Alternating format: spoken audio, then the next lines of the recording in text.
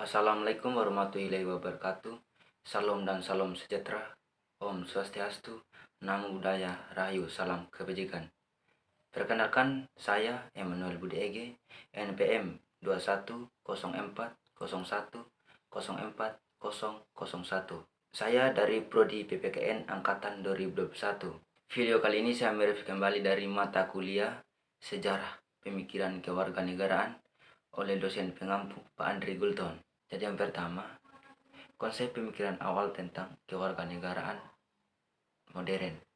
Jadi yang merupakan dasar pemikiran awal seperti negara Inggris dan Prancis bereinvestasi dalam pasukan besar angkatan laut yang sangat mahal untuk mempertahankan pemilihan untuk bayaran yang kurang menarik, sehingga munculnya pandangan lain negara gagasan bahwa wajib militer mendukung dan mengembangkan peran yang lebih luas bagi seluruh warga.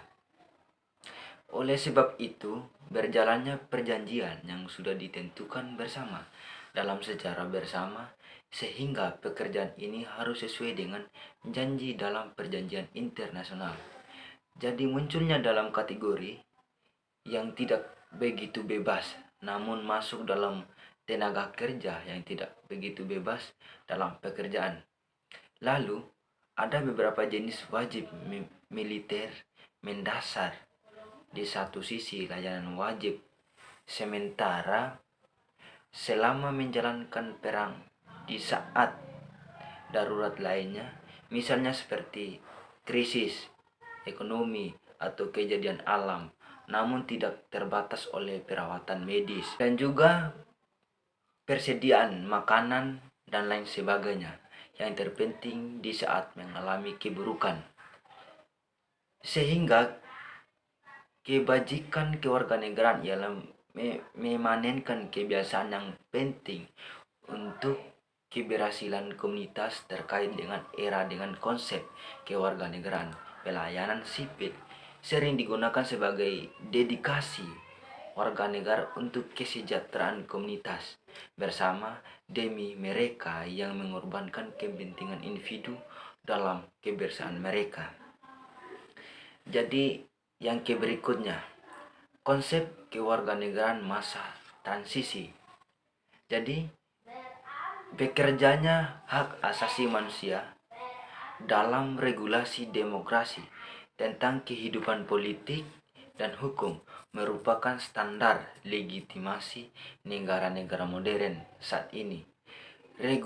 Regulasi yang dikeluarkan pemerintah Orde Baru lebih sering hadir sebagai alat legitimasi perilaku pemerintah, sehingga demokrasi Indonesia dimelalui sejak tahun 1988. Dalam perspektif hak asasi manusia menjadi harapan bagi pelembagaan politik. HAM dalam bentuk regulasi menjadi basis moral, politik, dan legal. Bagi operasional hak asasi manusia dalam kehidupan real bernegara secara aktual yang prospektif, pelembagaan politik hak asasi manusia tersebut diidealkan berorientasi sebesar-besarnya pada penemuan hak-hak yang mendasar warga negara. Sehingga dalam kerangka rule of law, peraturan perundang-undangan merupakan salah satu anatomi dalam instalasi politik hak asasi manusia, sehingga hal ini ia salah satu produk hukum sekaligus produk politik yang sangat penting dalam rangka penemuan atau penegakan dan penghormatan hak asasi manusia dalam Undang-Undang Nomor 26 tahun 2000 mengenai pengadilan hak asasi manusia. Jadi, hal fenomena tersebut kentalnya nuansa politik di balik undang-undang pengadilan hak asasi manusia.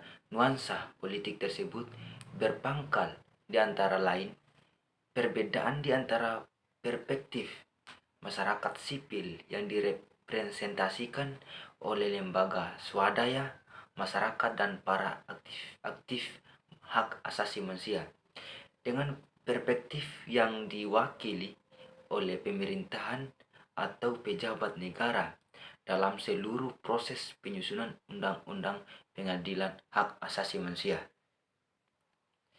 Dalam pengadilan hak asasi manusia juga sangat perlu mendapat catatan bahwa pengadilan hak asasi manusia itu di Indonesia merupakan mekanisme nasional pengadilan atau pelanggaran hak asasi manusia yang sering terhambat dalam menjalankan hak asasi manusia dalam internasional. Jadi instruksi yang perlu digunakan di setiap pelanggaran hak merupakan yuridikasi dalam memakna pidana internasional, sehingga pelanggaran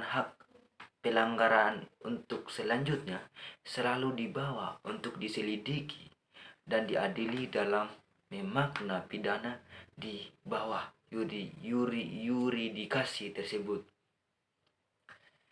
Jadi yang berikutnya, konsep kewarganegaraan pada masa kini adalah yang merupakan konsep yang sulit diisolasi karena berkaitan dengan banyak aspek konseptual masyarakat lainnya, misalnya keluarga, dinas militer, individu, dan kebebasan agama, bahwa yang mendasarkan dari berbagai konsep kewarganegaraan itu pada akar yang berarti berbuat baik kepada semua orang, supaya jangan kita membeda-bedakan dari ini dari tingkat ini dari tingkat ini.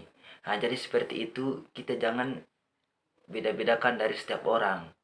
Nah, supaya kita tetap untuk mengikatkan tali persaudaraan untuk demi kebersamaan.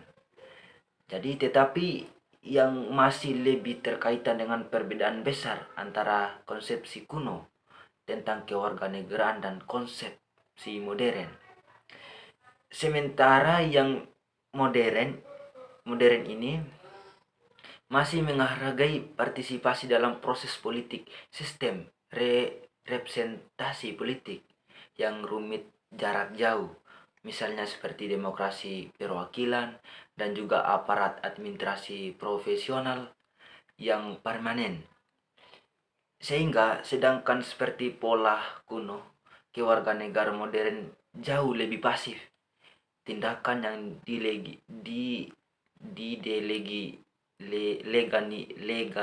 dilegalisasikan terhadap orang yang sering kali terhambat kendala dalam bertindak, tetapi bukan mendorong untuk bertindak.